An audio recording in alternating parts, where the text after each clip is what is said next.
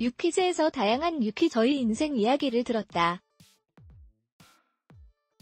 23일 방송된 TVN 예능 프로그램 뉴퀴즈 온 더 블럭 이하 유퀴즈에서는 인생의 판을 뒤흔든 신의 한 수 특집으로 꾸며진 가운데 공학박사 출신 웹툰 작가, 방송인 김나영, 번역가 황석희, 유성원 변리사가 유퀴저로 출연했다. 이날 조세호는 2주 만에 인사를 드리게 됐다. 제작진분들께 심려 끼쳐드려서 제가 다시 한번 사과의 말씀을 드린다고 말했다. 이에 유재석이 제작진은 생각보다는 뭐라고 하자 조세호는 들리는 얘기에 의하면 뭐 풍문일 수도 있겠지만 이말년 씨가 굉장히 잘하고 가다. 들리는 소문에는 작가님이 뒤집어졌다고 말해 주의를 폭소케 했다. 공학 박사 출신 육아 웹툰 작가 이대양 씨가 출연했다. 그는 에너지 자원 공학과를 나오고 에너지 시스템 공학에서 박사를 받았다며 갑자기 휴학하게 된 이유로 저는 박사 학위를 하고 있고 아내는 의사로서 일을 하고 있으니까 우리 집에는 애를 키울 사람이 없구나 생각이 들었다고 밝혔다. 이어 아이가 생긴다고 다 무사히 잘 태어나는 건 아니더라. 아내가 초기에 계류 유산을 겪었다며 만약에 두 번째 기회가 찾아온다면 내가 아이를 직접 키워보고 싶다고 아내에게 말했다고 전했다. 유재석은 휴학을 하시고 육아를 위해서 준비를 하셨을 텐데 어떤 준비를 했냐고 물었다. 이에 이대양 씨는 저는 뭐를 처음에 시작을 하면 일단 책부터 본다. 헬스 골프 이런 것도 처음에 도서관에 가서 헬스 기초 같은 걸 찾아본다고 말해 주의를 폭소케 했다. 이어 그게 안 됐던 게 딱 두 가지가 있는데 하나는 수영이었고 다른 하나가 육아였다며 육아를 시작했는데 책과는 내용이 다르더라고 말했다. 그러면서 아내랑 표로 만들어서 계량을 했다. 둘이 인수인계하듯이 보면서 했다며 닥터들의 육아법을 자랑했다. 그는 학위 논문을 쓰고 졸업을 한 상황에서 지원서 같은 걸 쓸 때 보통 최근 3년간 연구 성과를 적도록 되어 있는데 제가 3년 동안 아이를 키우고 와서 적을 말이 없더라며 다른 길을 좀 찾아보다가 방향을 급선회해서 웹툰을 하게 됐다고 밝혔다. 유재석은 나영씨가 촬영이 있을 때마다 SNS에 착장 투표를 받는데 오늘도 팔로워분들이 골라준 옷이냐고 물었다. 이에 김나영은 오늘은 딱 한 브랜드에서 제가 유퀴즈를 나간다고 하니까 옷을 빌려주셨다. 근데 이 브랜드가 협찬을 잘란해준다고 말했다. 이어 협찬 잘란해주는데 유퀴즈 나간다고 하니까 빌려주셨다. 제니씨 정도 돼야 하는데라며 너스레를 떨었다. 이 말을 들은 유재석은 제니씨는 엠베서더잖아요 라고 덧붙였다.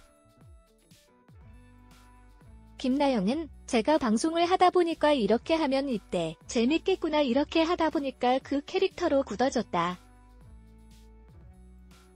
다음 방송에도 그 캐릭터를 하고 하다 보니 제가 점점 없어지는 느낌? 정체성에 혼란이 있었다고 털어놨다. 김나영은 패션 모델로서 처음부터 저한테 환영하는 분위기는 아니었다며 내가 가는 길이 맞는지 저도 조언을 얻고 싶었지만 물어볼 사람이 없더라. 그래서 그냥 앞만 보고 갔다고 말했다. 유재석은 나영씨가 매년 유튜브 수익 전액을 기부하고 있다.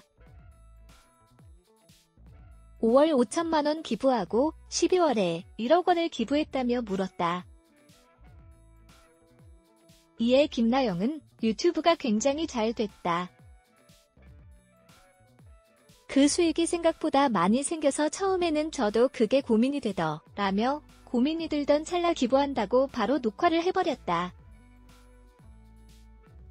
지금은 아예 제 돈이 아니라고 생각한다. 고 말에 주위에 감탄을 자아냈다. 번역가 황석희는 극장 영화만 본격 적으로 번역한 지는 10년 정도다. 500편 정도 했다고 밝혔다.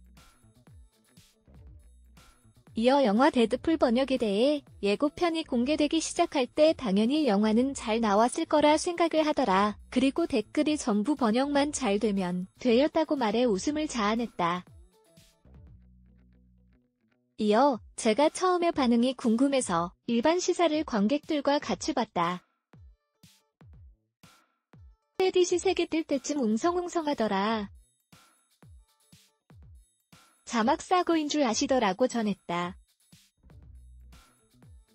그는 대학교 3학년 때부터 번역을 시작했고 그때는 문서 번역으로 시작해서 다큐멘터리만 했다며 드라마, 영화 한 편도 못했는데 그것도 5에서 600편 될 거다고 말했다.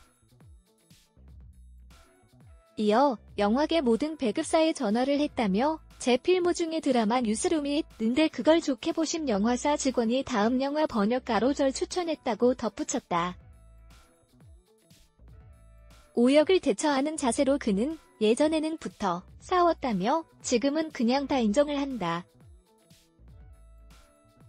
최소한 같은 실수는 하지 않도록 한다고 말했다.